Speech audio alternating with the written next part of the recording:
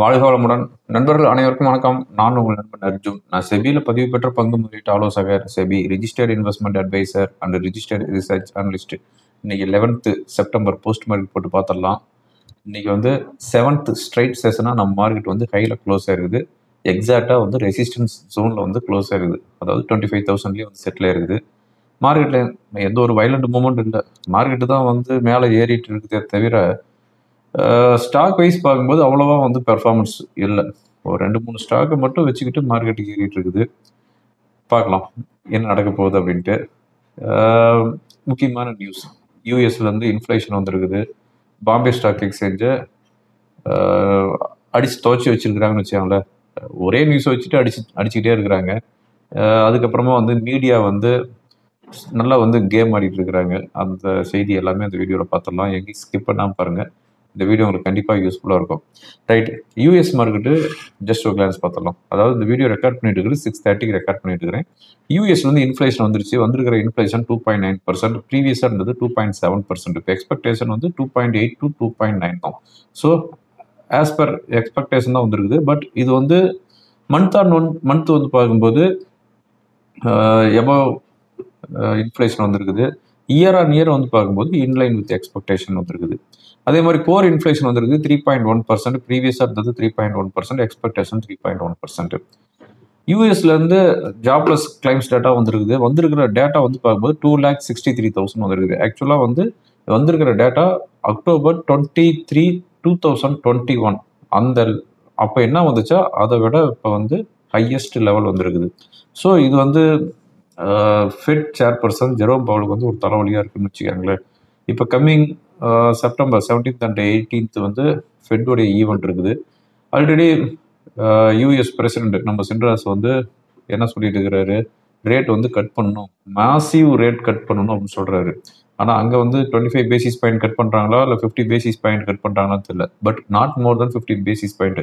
ஆனால் US president சொல்கிறது வந்து 300%, அதாவது 3% வந்து ரேட் வந்து கட் பண்ணணும் அப்படின்னு சொல்லிட்டு இருக்கிறாரு. எஸ்டர்டே வந்து பிபிஐ டேட்டா வந்துச்சு. இது வந்து சூப்பரான டேட்டா வந்துருக்குது அப்படின்னு சொல்லிட்டு அவர் வந்து ரேட் வந்து இமீடியட்டாக கட் பண்ணணும் அப்படின்னு சொல்லிட்டு இருக்கிறாரு. பட் இப்போ கம்மிங் ஈவெண்ட் வந்து ரேட் கட் பண்ணுறதுங்கிறது ஆல்மோஸ்ட் 99% கன்ஃபார்ம்.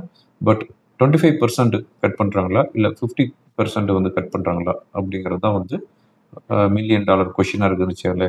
எது எப்படியோ அவங்க வந்து ரேட் கட் பண்ணுறாங்க அப்படிங்கிறது ஓகே, அதுதான் வந்து மார்க்கெட் ஏறிட்டு இருக்குது. ரேட் கட் பண்ணுறாங்கன்ட்டு கிளாசிக்காக சொல்லணும் அப்படின்னா buy on rumours sell on news அப்படின்னு சொல்லுவாங்க. அந்த மாதிரி வந்து இப்போ வந்து மார்க்கெட் ஏறிட்டே இருக்குது. அந்த ரேட் கட் பண்ணுற அன்னைக்கு வந்து மார்க்கெட் வந்து ஒரு பீக் அவுட் ஆகும் அப்படின்னு நான் நினைக்கிறேன். அங்கேருந்து ஒரு செல்லிங் ப்ரெஷர் வரும், மறுபடியும் வந்து மார்க்கெட் ஏற ஆரம்பிச்சிடும். அதே மாதிரி கோல்டு வந்து இந்த ரேட் கட் 50 பேசிஸ் பாயிண்ட்ல வந்து ரேட் கட் பண்ணாங்க அப்படின்னா கோல்டு ப்ரைஸ் இன்னமும் வந்து இன்க்ரீஸ் ஆகும். இப்போ வந்து பவுன் 81,000 85,000 போனாலும் ஆச்சரியப்படுறதுக்குள்ள 50 பேசிஸ் பாயிண்ட் வந்து கட் பண்ணலாம். ஸோ இப்போ இருக்கிற டேட்டா படி கண்டிப்பாக வந்து ரேட் கட் பண்ணுறாங்க. பட் எவ்வளவு அப்படிங்கிறது தான் நமக்கு வந்து மெயின் திங். எஸ்டர்டே பொறுத்தவரையும் யூஎஸ் மார்க்கெட் வந்து ஹையில் தான் க்ளோஸ் ஆகிருக்குது. அதாவது நாஸ்டாக் இண்டெக்ஸ் ரெக்கார்டு ஹையே தான். அதுக்கப்புறமா வந்து S&P 500 ரெக்கார்டு ஹை.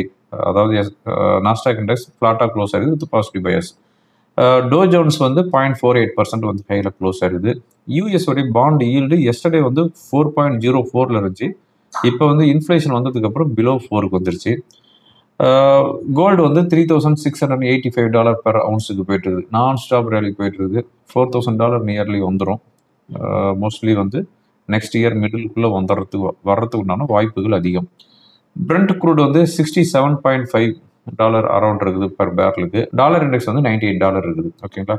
இன்னைக்கு மார்னிங் ஏசியன் மார்க்கெட் பார்க்கும்போது ஜாப்பனீஸ் நிக்கி 1.2% ஹையில் போயிருக்குது. ஹேங்சங் இண்டெக்ஸ் 0.4% அண்ட் ஷாங்காய் இண்டெக்ஸ் 2% ஹையில் வந்து க்ளோஸ் ஆயிருக்குது. நம்ம கிஃப்ட் நிஃப்டி ப்ளஸில் தான் இண்டிகேட் பண்ணிட்டு இருந்துச்சு. ஆனால் ஓப்பன் ஆனது ஸ்லைட்லி நெகட்டிவ்ல ஓப்பன் ஆச்சு. 24,970 அரௌண்டில் ஓப்பன் ஆகிட்டு 25,000லேயே வந்து ட்ராவல் ஆகிட்டு இருந்துச்சுன்னு வச்சுக்கோங்களேன். எங்கேயும் வந்து ஒரு வயலண்ட் மூவ்மெண்ட் இல்லை.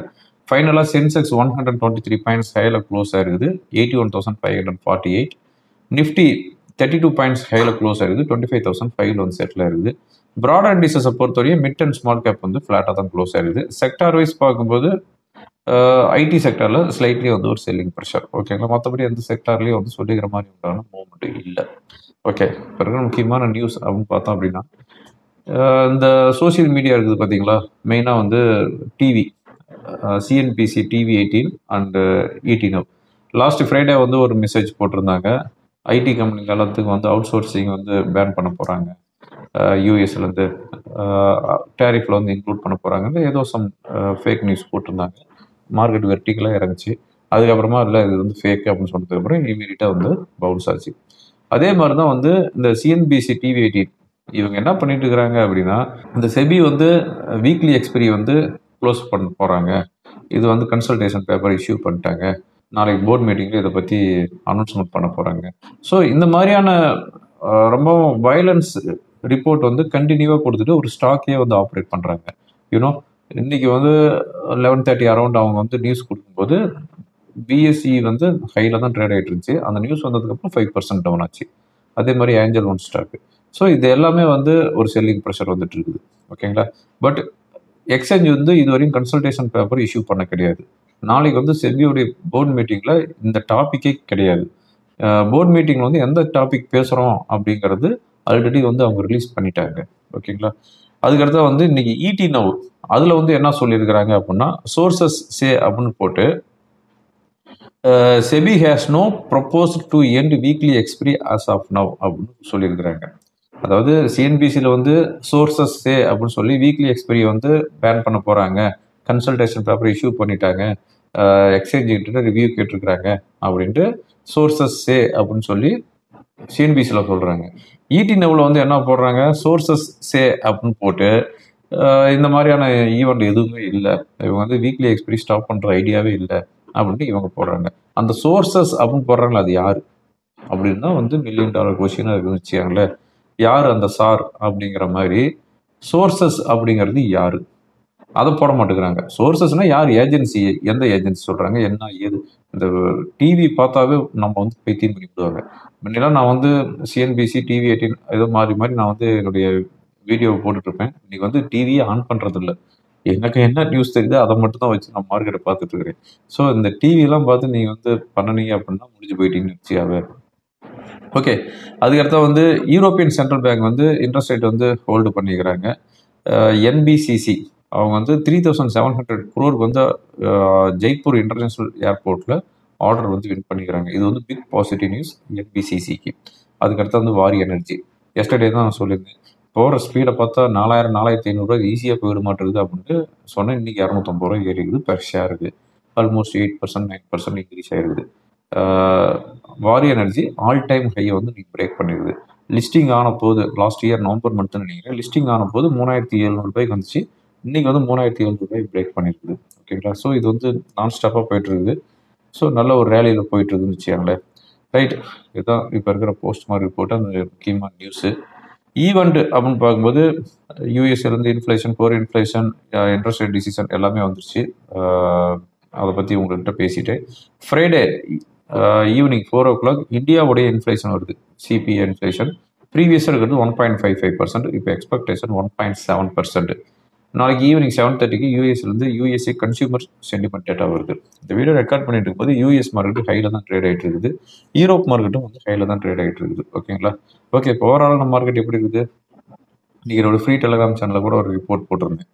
நிஃப்டி 25,200ங்கிறது ஒரு ஸ்ட்ராங் ரெசிஸ்டன்ஸ். அதுக்கு மேலே க்ளோஸ் ஆச்சு அப்படின்னா கேட் ஓப்பன் பண்ணிட்டாங்கன்னு அர்த்தம். 25,650 வரையும் போகிறதுக்கு உண்டான பாசிபிலிட்டிஸ் இருக்குது. ஸோ 25,200க்கு மேலே நிஃப்டி க்ளோஸ் ஆகணும். ஓகேங்களா, கம்பல்சரி அதுக்கு மேலே க்ளோஸ் ஆகணும். நானும் வந்து புல்லிஸ்க்கு வந்து சேஞ்ச் ஆகிற லெவல் அது. ஒருவேளை இந்த இடத்துல இருந்து ஒரு யூட்டர்ன் அடிக்குது அப்படின்னா 24,800 வரையும் வரதுக்குண்டான வாய்ப்பு இருக்குது. சப்போர்ட், ஸ்ட்ராங் சப்போர்ட்டுங்கும் போது இங்கேருந்து இன்னும் 650 பாயிண்ட் இருக்குது. ஸோ அதை பற்றி நம்ம வந்து டிஸ்கஸ் பண்ண தேவையில்லை. இப்போ வந்து ரெசிஸ்டன்ஸ் ஜோனில் நாம் இருக்கிறோம். ஏன்னா 150 பாயிண்ட் வந்து 200 பாயிண்ட்ங்கிறது ஒரு strong very crucial resistance zone. இந்த லெவலை வந்து வாட்ச் பண்ணிக்கோங்க. கரெக்டாக இந்த லெவலுக்கு பக்கமாக வரும்போது டேரிஃப் வந்து கட் பண்ணுறோம், நெகோசியேஷன் வந்து பண்ணுறோம் அப்படின்ட்டு ஏதாவது நியூஸ் வந்துச்சு அப்படின்னா ஸ்ட்ரைட்டாக வந்து 25,650 தான் போய் நிற்கும். பட் அது நடக்குமா அப்படிங்கிறதும் தெரியல. எனிவே, எல்லாம் நல்லதுக்கு அப்படின்னு நம்ம வந்து நினச்சிட்டு போக வேண்டியதுதான். இப்போ டெக்னிக்கலாக என்ன இண்டிகேட் பண்ணுது, ஃப்ரைடே யூஸ்வலாகவே வந்து நமக்கு ஃப்ரைடே வந்து செல்லிங் ப்ரெஷர் வரும். நாளைக்கு வந்து ஃப்ரைடே எப்படி இருக்க போகுது அப்படிங்கிறதையும் பார்த்துடலாம். இப்போ நான் பார்த்துட்டு இருக்கிறது நிஃப்டியோடைய டே கேண்டில் பார்த்துட்டு இருக்கிறோம். நிஃப்டியோட டே கேண்டில் பொறுத்த வரையும் நான் சொல்லியிருந்தேன் பார்த்தீங்களா, கேட் வந்து ஓப்பன் பண்ண போகிறாங்க அப்படின்ட்டு. அந்த கேட் என்ன அப்படின்னா இந்த லெவல் தான், 25,200 லெவல். இந்த 25,200 இந்த லெவலுக்கு மேலே போனால் கேட் வந்து ஓப்பன் பண்ணுறாங்க, ஸ்ட்ரைட்டாக வந்து 25,650 தான் வரும். ஸோ இந்த 25,200 to 250 அரௌண்ட் இது வந்து வாட்ச் பண்ணிக்காங்க. இது வந்து ஸ்ட்ராங் ரெசிஸ்டன்ஸ் ஒன்று.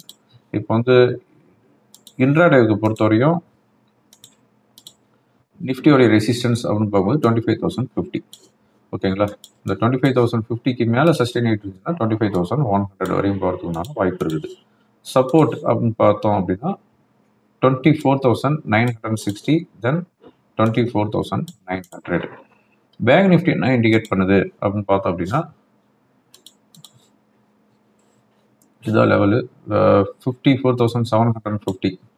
54,750க்கு மேலே சஸ்டெயின் ஆகிட்டு இருந்துச்சு அப்படிங்கிற பட்சத்தில் ஒரு நெக்ஸ்ட் ஒரு குரூஷியல் ரெசிஸ்டன்ஸ்னு பார்க்கும்போது 54,900. ஓகேங்களா, அதுக்கு கீழே வந்துச்சு அப்படின்னா 54,600க்கு கீழே வந்தால் 54,500. ஒரு பெரிய ஒரு மூவ்மெண்ட் இருக்காது, இந்த ஒரு 200 பாயிண்ட்டுக்குள்ளே தான் வந்து ட்ராவல் ஆகிட்டு இருந்துச்சு. ஓகே ஓகே ஃப்ரெண்ட்ஸ், இந்த வீடியோ உங்களுக்கு ரொம்ப யூஸ்ஃபுல்லாக இருக்குன்னு நினைக்கிறேன். யூஸ்ஃபுல்லாக இருந்துச்சு அப்படின்னா ஃப்ரெண்டுகளுக்கு ஃபார்வர்ட் பண்ணுங்கள். தேங்க்யூ ஃபார் வாட்சிங். வாழ்க வளமுடன்.